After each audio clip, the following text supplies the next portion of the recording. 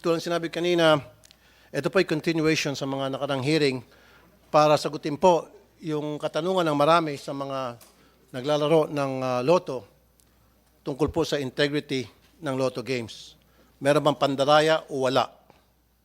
That we have to find out today, right here, right now. Nung last hearing,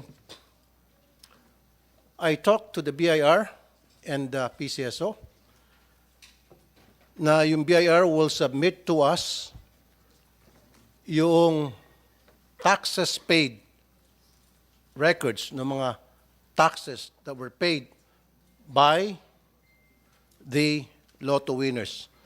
Samples from September, October, November.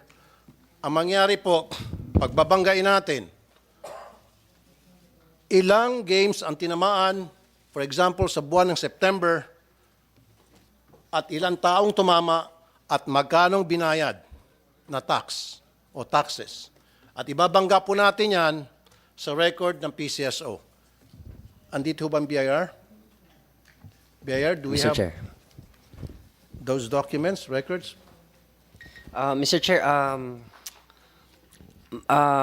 we have a summary report po. Kasi po ang of total taxes paid and kung ilan pong mga kung ilan pong winners ang may tin and walang tin po. Sandali lang. Nasaan po si Chairman? General Manager? No, si General Manager ng PCSO? Good morning, Mr. Chair. Yesterday, GM Robles sent a letter that he cannot attend today. However, I have with me the documents No, required. just the presence muna. Tatanungin ko, ba't wala po siya rito? Wala po. Bakit po? Based on his letter to you, Mr. Chair, yesterday, he said that he has other commitments today. And what is that commitment? Actually, Mr. Chair has several meetings with local government officials. LGUs, are those more important than the hearing? Do you think? Today? No, Your Honor, except that he sent the officials who are capable to answer the questions, Mr. Chair. I'll get back to you later. So, Attorney Tibayan of the BIR, so you have those records, Attorney? And what are those records? Ano pong sinasabi doon? Ano pong nakapaloob sa mga record na yan? Yan po ba ay pwede natin ibangga doon sa record ng PCSO? And PCSO, do you have the counterpart records of what the BIR has? Okay. Yes, Mr. Chair. Can we see that? Mr. Chair, what we have is from July 2023 actually until September po, 2023. July, August, September, 3 months. Sa loob ng 3 buwan pong yun, ilan pong laro ang tinamaan? Kasi po, pag mag-file po sila, Mr. Chair, hindi namin alam kung ilang games. Total Okay, amount sige. po na... Ilan ang total amount paid? Ilang tao po ang nag-file ng para magbayad ng 20% tax sa kanilang tinamaan na laro? Total po na nag-file,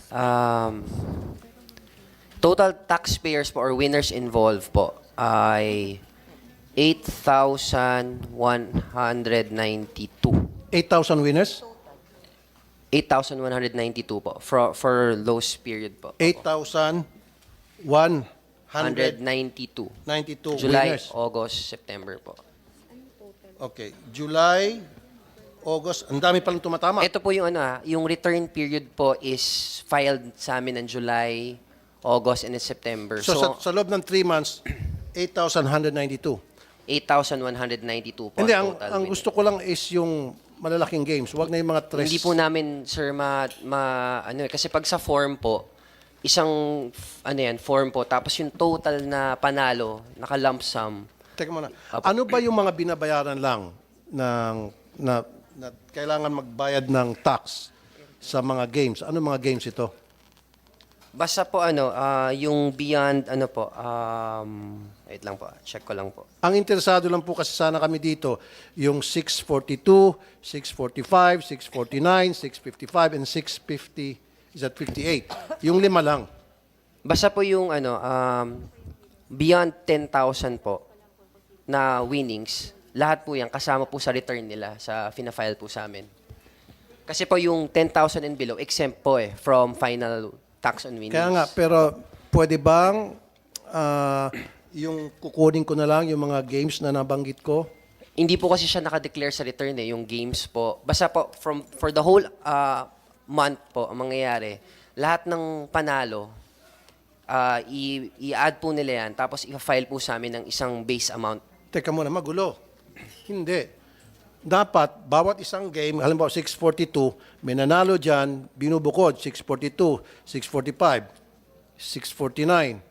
Nakabukod dyan doon sa mga 10,000 and above. Yung sa mga sweatress, or sweatress ba yun? Ang tawag yung mga ibang games? Pag ganun po, meron kaming parang alpha list na sinasubmit po sila. So, Okay, so you have that alpha list?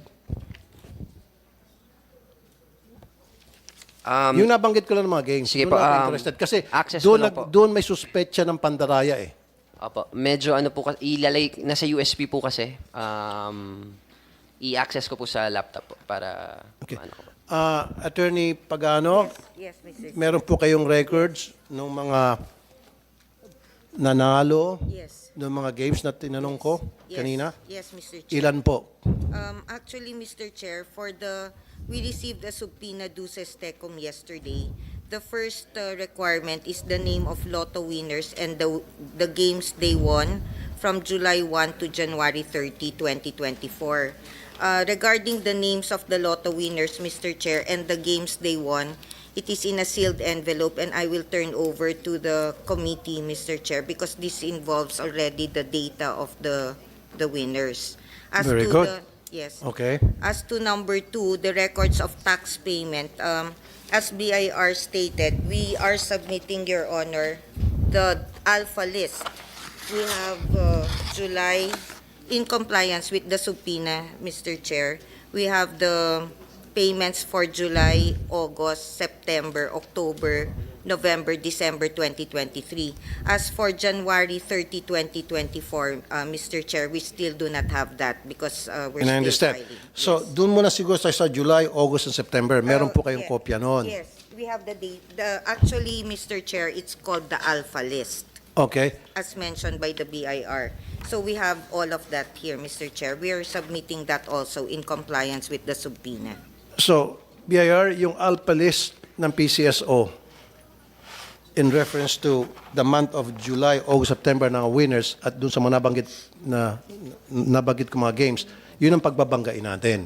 Kalimutan mo na yung mga 10,000, 15,000, 20,000 winners. July. Doon lang po sa mga jackpot para mas mapabilis pa rin tayo. Okay ba sa iyo yun?